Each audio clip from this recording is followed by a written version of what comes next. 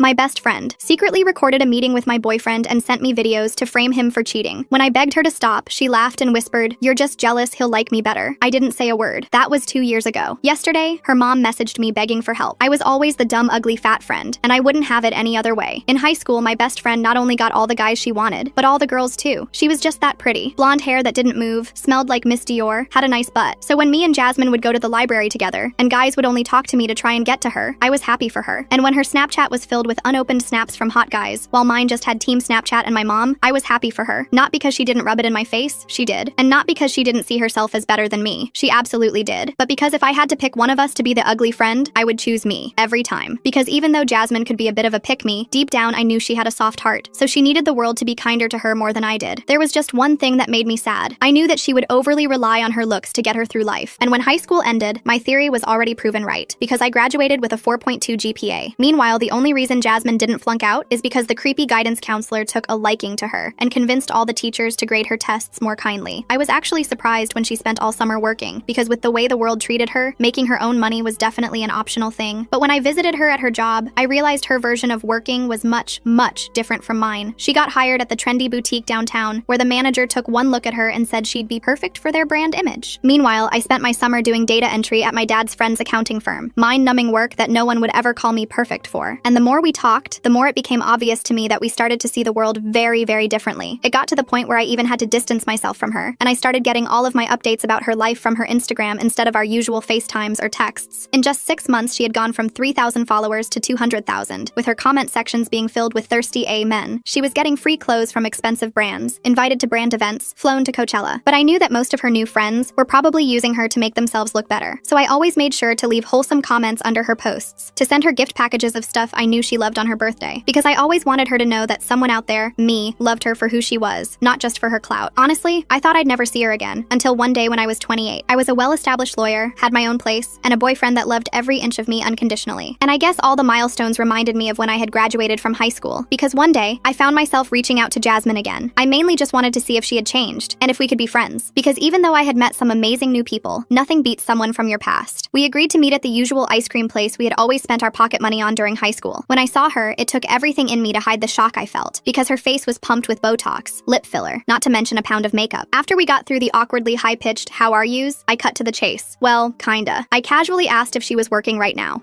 Well, you see, I was, but I just smiled, because I had an ace up my sleeve, and that ace was a job offer. I told her I was looking for a secretary, and I was willing to pay $65,000 a year, with benefits. What do I look like to you? An effing charity case? I stared at her blankly, and she threw her plastic-filled head back and cackled like it was the funniest thing known to mankind. It had been almost 10 years. There's no way she was still like this. I tried to give her the benefit of the doubt and continued. "Yeah, so you would have to start ASAP, but she interrupted. "Don't you know I'm an influencer?" She then took out her iPhone and showed me her page. She was gaining a new follower once every 4 months, and all her DMs were from 3 years ago. That's when I finally realized Jasmine wasn't some misunderstood pretty girl. She was the washed-up textbook definition of "I peaked in high school." I was about to walk away, but she stopped me. "Hey, don't be sad. With an A, that flat I would be a lawyer too." I tried to make a beeline to my car, but she literally ran in front of me and continued. "Hey, so when do I get to meet your boyfriend? Or are you scared he's gonna like me better?" "Jasmine," I interrupted, "you built your whole identity on being the hot girl. Now you're just expired goods that nobody wants. Now make like the sugar daddies that ghosted you and leave me alone." Finally, she froze in her tracks and left me alone. I didn't realize it yet, but my comments had stung Jasmine, and she wanted to use them to ruin everything I had ever worked for. 2 weeks passed, and I thought that was the end of it. I went back to my normal routine. Work was busy with a big merger case. My boyfriend Nathan and I were planning a weekend trip. Life was good. Then one morning, my phone started blowing up, text after text from coworkers. My boss called me into his office before I even got to my desk. Someone had been posting screenshots all over social media, fake conversations where I supposedly admitted to cheating on the bar exam, where I bragged about bribing professors in law school. They tagged my firm and our biggest clients. My hands were shaking as I scrolled through the posts. The account names were random, but I knew. This was Jasmine. HR scheduled an emergency meeting for that afternoon. I spent hours gathering old transcripts and emails to prove the screenshots were fake. My boss believed me, but said we needed to handle this carefully. The firm's reputation was on the line. That night, I noticed weird login attempts on my email, then my bank account. Someone was trying to get in using old passwords. Security questions about my first pet's name and my mother's maiden name, information Jasmine would know from high school. I changed every password I had, added two-factor authentication to everything, called my bank to put extra security on my accounts. Nathan helped me go through every online account I'd ever made. We stayed up until 3 a.m., making sure everything was locked down, but Jasmine wasn't done. A week later, my elderly neighbor, Mrs. Chen, knocked on my door. She mentioned my sweet friend who'd been visiting, described Jasmine perfectly, perfectly. Said she was so happy I had such caring friends who wanted to surprise me. My blood ran cold. Jasmine had been in my building, talking to my neighbors, learning my schedule. Mrs. Chen had told her everything when I left for work, when Nathan stayed over. Even mentioned I usually grabbed coffee at the place downstairs on Saturdays. I tried to explain, but Mrs. Chen just smiled and patted my hand. Said young people always had drama. The notes started showing up under my door the next day. Little pieces of paper with details only someone watching me would know. What I wore to work, what time I got home, mentions of the takeout I ordered. Nothing explicitly threatening, but the message was clear. She was watching. I installed a doorbell camera that weekend. Sure enough, caught her on video slipping a note under my door at 2 a.m. But when I tried to file a report, she claimed she was just visiting Mrs. Chen, had been invited for tea. The building didn't have rules against visiting residents. The security guard said his hands were tied. Then she got creative. Nathan started getting Instagram messages from a potential client, some woman who needed a logo designed for her new wellness brand, offered to pay double his usual rate. He almost ignored it, but the money was too good. They set up a meeting at a coffee shop downtown. I found out later she showed up in a tiny dress, kept touching his arm, leaning in close, recording everything on her phone hidden in her purse. Nathan shut it down immediately, told her he wasn't interested and mentioned me, left after 10 minutes. But that night I got videos from a blocked number, edited clips that made it sound like Nathan was flirting back, his voice saying things like, "You look amazing," and "I'd love to see you again," cut together from different parts of their short conversation. In one clip I could hear Jasmine giggling in the background, that fake high-pitched laugh I'd heard at the ice cream shop. Nathan was furious when I showed him. We sat down and watched the full recording he'd made on his phone for his records. The edits were so obvious when you saw the real conversation, but if you only saw her version, it looked bad. We decided to handle this together. No police, no lawyers yet, just us against her. Maybe that was stupid, but I still remembered the girl who used to share her lunch with me when I forgot mine. The girl who held my hair back at parties. Some part of me hoped she'd stop on her own. I was wrong. The next attack came at my career. A formal complaint filed with the State Bar Association, anonymous of course, claiming I practiced law while hammered, that I'd been stealing from client trust accounts. Serious allegations that triggered an automatic investigation. I had to hire my own lawyer, spent thousands of dollars I'd been saving for a house down payment, submitted months of documentation, bank records, timesheets, everything to prove my innocence. My firm stood by me, but I could see the doubt in some people's eyes. While I dealt with that mess, Jasmine worked on our old high school friends, started a group chat about planning a reunion, slowly dropped hints about how I'd bullied her back then, how I'd stolen her boyfriend junior year. Complete lies, but told with just enough real details to seem believable. Some people remembered things differently, but others started posting about it. How they always thought I was jealous of her, how I probably still was. My phone lit up with messages from people I hadn't talked to in years, calling me a bully, saying they'd seen my true colors. I wanted to scream. She was rewriting history and some people were buying it. That's when I decided to fight back with the truth. I dug out my old yearbooks and photos, found a video from senior year where Jasmine was openly mocking my weight in front of everyone, another where she joked about my clothes being from Goodwill, posted them in the group chat without comment. The tide turned fast. Other people started sharing their own stories, how Jasmine had spread rumors about them, how she'd stolen boyfriends and turned friends against each other. Her lies unraveled as people compared notes. She left the group chat, but the damage to her story was done. But she had one more card to play. During a huge client presentation at my firm, she showed up, dressed professionally this time, told reception she had an appointment with me, an urgent legal matter. They called up to the conference room. I had to step out in the middle of presenting to a Fortune 500 company. She was in the lobby making a scene, claiming I owed her money, that I'd stolen thousands from her. Security tried to escort her out, but she got louder. My boss and several partners witnessed the whole thing. Even though they didn't believe her, I could see their patience wearing thin. After she finally left, my boss pulled me aside. He said he understood this wasn't my fault, but the firm had a reputation to protect. If this continued affecting our work, we'd need to have a different conversation. That night, I sat at my kitchen table surrounded by papers. Every note she'd left, screenshots of every fake post, recordings and videos, building my case. Nathan helped me organize everything chronologically. We created a timeline showing the escalation, from the ice cream shop to now. I started checking her social media more carefully. Her Instagram still showed the glamorous life, but I noticed things. The same outfits repeated in different posts. Fancy restaurant photos that were months old reposted as new. Designer items appearing on resale sites with her username. Then I found her car. Not from stalking, but because Mrs. Chen mentioned seeing her friend sleeping in a Honda Civic in the visitor parking. I checked and sure enough, there was Jasmine's car, stuffed with clothes and blankets. She'd been living in it, using our building's visitor spots to park overnight. The gym across the street had a deal where you could shower for a day pass. I saw her going in every morning with a bag. The girl who used to brag about her apartment in the trendy part of town was homeless. Part of me felt bad. Most of me was just tired. This had to end. But I knew it would get worse before it got better, and I was right. The Facebook message from Jasmine's mom came on a Tuesday afternoon while I was reviewing quarterly reports. My phone buzzed with the notification, and I almost deleted it without a second thought, assuming it was another fake account trying to sell me cryptocurrency or miracle weight loss supplements. But something about the profile picture made me pause. It was a real photo of Sandra Martinez, looking older than I remembered, but unmistakably her. The same warm eyes, the same gentle smile that used to greet me when I'd spend afternoons at their house in high school. I clicked through to her profile. Real photos going back years, family barbecues, holiday gatherings, birthday parties. Mutual friends from my hometown popped up like ghosts from the past. People I hadn't thought about in years, but who were apparently still connected in that strange Facebook way. My finger hovered over the accept button for a moment before I clicked it. Her message was long and desperate, the kind that makes your stomach drop before you've even finished reading it. She hadn't heard from Jasmine in months, not since their last phone call that had ended in shouting and tears. During that call, Jasmine had claimed she was running a successful marketing agency, describing clients and campaigns with the kind of specific detail that made lies sound like truth. She'd painted a picture of a penthouse apartment with floor-to-ceiling windows overlooking the city, complete with a doorman and a private gym. She'd gushed about dating some tech entrepreneur named Marcus, who was about to sell his startup for millions. All elaborate lies her family had believed until her sister Angela stumbled across the eviction notice while doing research for a completely unrelated work project. Public record from 3 months ago, filed in municipal court, listing Jasmine Martinez as the defendant. I agreed to meet Sandra at a Starbucks near my office the following day. I arrived early, ordering a black coffee and finding a corner table where we could talk privately. Sandra walked in looking exhausted, as if she'd been carrying the weight of this situation for far too long. She'd aged 20 years since I'd last seen her at high school graduation, when she'd hugged me and told me to keep in touch with Jasmine in college. Her hair, once perfectly styled, was now streaked with gray and pulled back in a simple ponytail. The designer handbag she'd always carried had been replaced with a worn canvas tote. She sat down heavily and immediately pulled out her phone, her hands shaking slightly as she scrolled through screenshots. Jasmine had been asking everyone for money, each request carefully crafted for maximum emotional impact. Her cousin Carrie had given her $2,000 for an emergency medical procedure, complete with fake hospital bills and doctor's notes that Jasmine had somehow fabricated. Her aunt had paid $800 for car repairs on a vehicle that had already been repossessed 2 months earlier. An uncle had covered her phone bill for 6 months, believing she needed it for her thriving business. But the worst part, Sandra said with tears forming in her eyes, was what she'd done to her sister. Angela had a good heart, always had, and when Jasmine showed up at her door claiming she'd been wrongfully evicted, Angela didn't hesitate. She'd set up the guest room, bought extra groceries, even lent Jasmine professional clothes for job interviews that never seemed to happen. 2 weeks later, Angela came home early from a canceled meeting to find Jasmine going through her jewelry box. Her grandmother's pearl necklace was already in Jasmine's purse, along with several other pieces. Her credit cards had been maxed out on designer goods and cash advances. Jasmine had even tried to take out a personal loan in Angela's name, using information she'd stolen from tax documents in the home office. When confronted, Jasmine hadn't shown an ounce of remorse. Instead, she'd turned vicious, threatening to tell Angela's husband about an affair that never happened. She claimed she had proof, text messages, photos, even a video. All fake, of course, but Angela's marriage was already strained from work stress, and the threat was enough to terrify her. Angela kicked her out that night but was still dealing with the identity theft, spending hours on the phone with credit agencies and filing police reports that probably wouldn't go anywhere. Sandra asked if I knew where Jasmine was staying, her voice barely above a whisper. I told her about the car in my visitor parking, how I'd seen her there multiple times, sometimes in the early morning, sometimes late at night. Sandra started crying then, real tears that she didn't try to hide. She said they'd tried everything over the years. Interventions with the whole family present, therapy sessions that Jasmine would attend once or twice before declaring the therapist incompetent, even offering to pay for inpatient rehab, though Jasmine insisted she didn't have a substance problem, just a money problem, a respect problem, and everyone else was against her problem. I pulled out my laptop and showed her my documentation. The fake Instagram posts with my photos twisted into her narrative, the harassment that had escalated from annoying to frightening, the bar complaint that could have destroyed my career. Sandra's face went white as she scrolled through it all. She said this wasn't the first time, not even close. Jasmine had done this to 3 other friends who'd tried to help over the years, each situation following a disturbingly similar pattern. There was Amy from college, a sweet girl who'd been Jasmine's roommate freshman year. She'd gotten Jasmine a job at the marketing firm where she worked, vouching for her despite Jasmine having no real experience. Jasmine had lasted exactly 2 weeks before getting fired for stealing client information and trying to poach accounts for a non-existent competing agency. Then she'd spent months harassing Amy online, creating fake profiles to comment on Amy's work achievements with lies about her being a backstabber. She'd called Amy's new employer claiming Amy had stolen from their company, posted in alumni groups that Amy had sabotaged her career out of jealousy. Another friend, Danielle, had made the mistake of letting Jasmine plan her wedding. Jasmine had presented herself as an experienced event coordinator, showing a portfolio that was entirely stolen from real wedding planners' websites. She'd pocketed thousands in deposits from vendors, telling each one a different story about why the payments were delayed. When everything fell through a month before the wedding, Jasmine had blamed Danielle, posting everywhere that Danielle was a bridezilla who'd ruined their friendship over flower arrangements and seating charts. The wedding almost got canceled entirely because vendors were threatening to sue, and Danielle's future in-laws thought she was either incompetent or a scammer herself. The pattern was always the same, Sandra explained. Jasmine would seem desperate for help, posting just enough vulnerability to trigger people's compassion. Someone would reach out, remembering the fun, charismatic girl she used to be. She'd take advantage of every kindness, pushing boundaries until she'd extracted everything she could. Then, when called out, she'd burn everything down with such spectacular vindictiveness that most people just wanted to forget it ever happened. But this situation with me was the worst Sandra had seen, the most sustained attack, the most elaborate lies, the most potential for real damage. She gave me contact information for Amy and Danielle, along with another woman named Becca, who'd employed Jasmine briefly as a social media manager. All 3 women had agreed to talk if I needed them to testify or provide evidence. Then Sandra asked a favor that I could see pained her to voice. Would I consider not pressing charges if Jasmine got help? Real help this time, not the performative therapy sessions she'd attended before. I said I'd think about it, but we both knew the truth. Jasmine wouldn't accept help until she had absolutely no other choice, until every avenue for manipulation had been closed off. That night, I called Amy first. She answered on the second ring, and when I explained who I was and why I was calling, she let out a long sigh. "I've been waiting for this call for 2 years," she said. Her story was eerily similar to mine, but with professional consequences I'd barely avoided. The fake evidence Jasmine had created was sophisticated. Doctored emails, manipulated timestamps, even a voice recording that sounded like Amy admitting to embezzlement. Amy had lost her job and spent 4 months unemployed while trying to clear her name. She'd had to hire a digital forensics expert to prove the evidence was fake, draining her savings in the process. Danielle's story was somehow worse. The wedding chaos had nearly ended her marriage before it began. Her husband had started to doubt her judgment, wondering how she could have trusted someone so obviously unstable. They'd spent their honeymoon money on legal fees and vendor settlements. But the worst part was the social fallout. Jasmine had contacted every guest with stories about Danielle being a monster who'd destroyed their friendship. Some people believed it. Danielle had lost friendships that went back to childhood, all because she'd tried to help someone who seemed to be struggling. Both women had eventually gotten restraining orders, but Jasmine always found ways around them. New social media accounts would pop up like weeds. She'd recruit strangers online to be her flying monkeys, people who believed her victim narrative and would harass her targets on her behalf. She'd show up at places just outside the restricted distance, technically not violating the order but making her presence known. They'd given up and moved on, but both warned me she wouldn't stop until forced. I decided to file for a restraining order the next morning. Nathan helped me organize everything, creating a comprehensive timeline with supporting evidence for each incident. We printed every piece of digital harassment, made copies of the security videos, got written statements from Mrs. Chen about the unwanted visits. My boss, who'd been incredibly supportive throughout this ordeal, wrote a detailed letter about the disruption at work and the potential damage to our company's reputation. We even got the building security footage of her leaving notes, slipping them under my door at 3 a.m. like some kind of deranged fairy tale villain. The court date was set for 3 weeks out. Jasmine would be served with papers and have a chance to respond. I knew she'd show up. She couldn't resist a chance to play victim in front of an audience, especially one with legal authority. But she didn't wait for court to escalate things. 2 days after being served, she launched a sophisticated campaign that showed just how calculated her chaos could be. She started a GoFundMe with a masterfully crafted sob story. According to her version, she was a successful entrepreneur who'd been targeted by a jealous former friend trying to destroy her life. She claimed I'd hacked her social media accounts, stolen her business ideas, and was now using the legal system to silence her. She posted old photos from her influencer days as recent, making it look like she was still living that lifestyle. Said she needed money for a lawyer to fight the false allegations and to rebuild her business that I'd supposedly destroyed. The page was full of lies, but crafted with the skill of someone who'd been manipulating reality for years. She mixed in just enough truth. Yes, we'd been friends. Yes, I was a lawyer, to seem credible to strangers. She raised $300 in the first day, but I had learned from the best, her. I contacted GoFundMe with my documentation, showing the restraining order paperwork and evidence of harassment. They investigated quickly and took down the page within 48 hours, but new fundraisers kept popping up on different platforms, each with slightly different details to avoid detection. Then she targeted Nathan's business directly with a coordinated attack. She left reviews on every possible site, Google, Yelp, industry-specific platforms I didn't even know existed. Each review was slightly different, but told the same basic lie, that he'd scammed her, taken a large deposit for design work, and never delivered. Some reviews claimed he'd been unprofessional during their meeting. Others said he'd made inappropriate comments. One particularly creative review alleged he'd stolen her design ideas and sold them to competitors. All 1-star ratings, all posted within a 48-hour period, creating an avalanche of negativity that pushed his legitimate reviews down. Nathan spent entire days disputing each one, providing evidence that she'd never actually hired him, that their meeting had lasted 10 minutes, that no money had ever changed hands. Some sites removed the reviews after investigating, but others didn't have robust verification systems. His overall rating dropped from 4.9 stars to 3.2. Real clients started asking questions. One potential client canceled a meeting, explicitly citing the reviews as the reason. I wanted to confront her, to scream at her about the damage she was causing to innocent people, but my lawyer was firm. No contact whatsoever. Document everything but don't engage. Let the legal system handle it. So I bit my tongue until it bled and kept building my case. A week before court, things got weird in a way that showed just how creative Jasmine could be in her harassment. I started getting food deliveries I didn't order. Pizza at midnight when I was trying to sleep. Chinese food at 6 a.m. when I was getting ready for work. Always from different restaurants. Always with instructions that it was prepaid as a gift from Jessica. The delivery drivers were understandably annoyed when I refused to accept the food, some getting aggressive when I tried to explain it was harassment. One driver got particularly angry, insisting I was trying to scam free food since the order notes said it was already paid for. Then service people started showing up. Plumbers claiming I had an emergency leak that was flooding the apartment below. Electricians saying I'd reported sparking outlets that could cause a fire. Appliance repair people insisting my refrigerator was leaking coolant. All fake calls from burner phones, all using slightly different versions of my name and apartment number, all disrupting my work from home days and making me look unstable to my neighbors. The building manager, who'd been patient at first, was getting increasingly frustrated. He threatened to fine me for the false alarms and mentioned that repeated disruptions could be grounds for lease termination. She was trying to get me evicted through sheer persistence. Death by 1,000 cuts. Make my life so chaotic chaotic, so exhausting, that I'd drop the restraining order just for peace. Nathan started staying over more to help deal with the chaos. We developed a system, taking shifts working while the other handled whatever disaster showed up at the door. I was exhausted, running on 3 hours of sleep most nights, but I was also more determined than ever. She'd picked the wrong person to mess with. 3 days before court, I was reviewing my files when I noticed something that made everything click into place. In one of her fake GoFundMe pages, she'd posted a sob story about losing her apartment because of my harassment campaign, but the dates didn't match up. According to her story, I'd gotten her evicted last month, but I'd found the actual eviction notice online, and she'd been evicted 3 months before we'd even met at the ice cream shop. I dug deeper into public records, spending hours on courthouse websites and legal databases, found court records that painted a picture of financial destruction going back years. She'd been evicted for non-payment, owing 6 months of rent plus late fees and legal costs. The landlord had sued and won a judgment for over $8,000. She'd never paid a penny of it. There were other cases too, credit card companies seeking judgments for maxed out cards, a car loan default that resulted in repossession, even a judgment from a former roommate for unpaid utilities and damaged property. Jasmine wasn't just broke, she was drowning in debt that went back to her influencer days. The lifestyle she'd portrayed had been funded entirely by credit cards and personal loans, a house of cards that had collapsed years ago. When that dried up, she'd turned to friends and family, burning through relationships like they were renewable resources. When they finally cut her off, she'd gotten desperate enough to target acquaintances, former friends, anyone who showed a hint of sympathy. I wasn't special, I was just the latest target, chosen because I had the most to lose and had shown kindness at a vulnerable moment. Court day arrived gray and drizzly, matching my mood perfectly. I wore my best suit, the one I saved for important client presentations, wanting to project professionalism and credibility. Nathan came for moral support, along with my boss who'd volunteered to testify about the work disruption. My lawyer, a sharp woman named Patricia, who specialized in harassment cases, said we had one of the strongest cases she'd seen. The evidence was overwhelming and meticulously documented. Jasmine showed up 20 minutes late, looking like she'd slept in her car, which she probably had. Her hair was unwashed and tangled, pulled back in a messy bun that looked nothing like the carefully styled updos from her Instagram days. Her clothes were wrinkled, a cheap polyester blazer over jeans that had seen better days. No makeup, no jewelry, no trace of the polished image she'd tried so hard to maintain. She was representing herself, either unable to afford a lawyer or unable to find one willing to take her case. The judge was a no-nonsense woman named Judge Chen, no relation to my neighbor, but the coincidence made me smile despite my nerves. She reviewed the evidence methodically, occasionally asking for clarification, but mostly letting the documentation speak for itself. The fake posts, the security videos, the notes, the bar complaint, the business reviews, the service calls, each piece building a clear picture of escalating harassment. When it was Jasmine's turn, she stood up shakily, gripping the table for support. She started rambling about how we'd been best friends since freshman year, how I'd abandoned her when she needed me most. Her voice grew stronger as she warmed to her theme, describing how I'd always been jealous of her success, how I'd wanted what she had. She pulled out a folder of printed screenshots from her old Instagram, trying to show the judge how famous she'd been, how many followers she'd had, how I was trying to steal her life and her identity. The judge cut her off with a raised hand, asked for specific evidence of harassment from me. Jasmine fumbled through her papers, finally pulling out screenshots of our text conversation from the ice cream shop. She pointed triumphantly to where I'd called her expired goods, saying this proved I was the aggressor, that I'd been cruel and abusive from the start. My lawyer calmly pointed out that this comment came after Jasmine had insulted my appearance, called me pathetic, and threatened my relationship. That mean words in response to harassment weren't illegal, especially in a private conversation where I was defending myself. The judge agreed, noting that the text showed I'd tried to end the conversation multiple times while Jasmine continued to escalate. Jasmine got more frantic then, her carefully constructed victim narrative crumbling. She started yelling about how I owed her, how she'd made me popular in high school when no one else would talk to me, how I wouldn't be successful without her influence, her guidance, her friendship, how real friends share everything and I was selfish for not helping her when she'd given me so much. The entitlement in her voice was staggering, as if my entire life was somehow owed to her because she'd been nice to me as a teenager. The judge had heard enough. She granted the restraining order with conditions that were stricter than I'd hoped for. 2 years of absolutely no contact, including no third-party contact. She had to stay 500 feet away from my home and workplace. No social media contact or posts about me, even indirect ones. Any violation would result in immediate criminal charges. The judge's voice was firm as she explained that harassment was a serious crime and that the evidence showed a clear pattern of escalating behavior that posed a genuine threat. Jasmine lost it completely. She screamed that I was ruining her life, that I'd regret this, that she'd make sure everyone knew what kind of person I really was. Security guards moved toward her, but she wasn't done. She turned to me directly, her face contorted with rage, and yelled that I owed her half of everything I had, that she'd made me who I was, that ugly girls like me should be grateful for friends like her, that I was nothing without her influence. The judge added a criminal harassment charge right there in the courtroom, her face stern. She ordered Jasmine to undergo a comprehensive mental health evaluation and set a criminal court date for the following month. Jasmine was still screaming as security escorted her out, something about deserving better and how the world was against her, how everyone would see the truth eventually. My hands were shaking as we left the courthouse. Nathan held me close while my boss said I'd handled everything with grace and professionalism. My lawyer said the criminal charges would likely result in probation and mandatory therapy, possibly anger management classes as well. Maybe this would finally get Jasmine the help she clearly needed. The next few weeks were blissfully quiet. quiet. No fake deliveries, no service calls, no notes under my door. I could finally breathe without wondering what chaos would come next. Work went back to normal, and I threw myself into my projects with renewed energy. My boss mentioned he was impressed by how I'd handled the situation, maintaining professionalism despite the personal stress. He even hinted at a promotion coming up, saying the company valued employees who could handle challenges with such maturity. Nathan's business recovered once the fake reviews were removed, and his real clients rallied to post positive reviews in response. He even got a new client who'd been impressed by his professional response to the situation, saying it showed integrity. We started looking at apartments together, ready to build a future without the shadow of Jasmine's chaos hanging over us. I heard updates through Sandra, who texted me occasionally. Jasmine had been convicted of harassment and cyberstalking. The judge gave her 2 years probation with strict conditions, mandatory therapy twice a week, anger management classes, and community service. She also had to pay restitution for my legal fees, though Sandra admitted she didn't know how Jasmine would manage that given her financial situation. She was living with her parents in their basement, working at a department store in the mall where we used to hang out as teenagers. It was the first real job she'd had in years. Sandra said the therapy seemed to be helping, slowly. Jasmine was finally admitting to some of her behavior, though she still had a long way to go in terms of taking full responsibility. The therapist was working on her narcissistic tendencies and her inability to maintain healthy relationships. She'd even written apology letters to Amy and Danielle as part of her therapy, though her therapist advised against sending them yet. She needed to be further along in treatment before attempting to make amends. I asked if she'd written one to me. Sandra said yes, but she understood if I never wanted to see it. The therapist had Jasmine write letters to all the people she'd hurt, not necessarily to send, but as an exercise in acknowledging the damage she'd caused. I said maybe someday I'd be ready to read it. Not now, probably not for a long time, but maybe eventually when more time had passed and the wounds weren't so fresh. 6 months later, I was packing up my apartment for the move to the condo Nathan and I had bought together. It was in a different neighborhood, a fresh start away from all the memories and associations. As I wrapped picture frames in bubble wrap, I found an old photo of me and Jasmine from sophomore year. We were at the beach during spring break, sunburned and laughing, arms around each other like the best friends we thought we'd always be, before the followers and the filters, before she decided that image was more important than authenticity, that being pretty and popular was worth any cost. I almost threw it away but decided to keep it. Not out of nostalgia, but as a reminder of how people can change, how friendship can become toxic, how success isn't about what others think of you, but who you choose to be when no one's watching. Mrs. Chen helped us move, bringing homemade cookies and fussing over how we were packing the fragile items. She said she missed having young people around, that the building had been too quiet lately. I asked if she'd seen Jasmine recently. She said no, that friend had stopped visiting months ago, right after the restraining order was granted. Then she patted my hand with her soft, wrinkled one and said sometimes people need to fall all the way down before they can learn to stand on their own. That helping someone who refuses to help themselves isn't kindness, it's enabling. The last update I heard, Jasmine was still in therapy and working retail. Her Instagram had been deleted as part of her probation. Her family said she was making progress, but it was slow, taking it one day at a time. She'd had setbacks, moments where the old patterns tried to resurface, but the structure of probation and mandatory therapy was keeping her accountable. I hoped it was true. Despite everything she'd put me through, I wanted her to find peace, to become a person who could have genuine relationships without exploitation. But I also knew my peace came from walking away, from refusing to enable her delusions or accept her abuse, from choosing my own worth over her need to tear others down to build herself up, from recognizing that friendship shouldn't come with a price tag, emotional or otherwise. Some friendships are meant to last forever, growing and evolving as we do. Others teach us valuable lessons about boundaries, self-respect, and the difference between helping and enabling. Jasmine taught me both lessons, first as the friend who accepted me when no one else would, then as the cautionary tale of what happens when image becomes more important than integrity. And for that education, in a strange and painful way, I was grateful. Life settled into a new normal after that. Nathan and I got comfortable in our condo. Work was going great. I even got that promotion my boss had hinted at, senior associate with a corner office and everything. The raise meant we could finally start saving for a real vacation, not just weekend trips to nearby cities. But you know how life is. Just when you think the drama is over, it finds a way back. It started small. A friend request on LinkedIn from someone named J.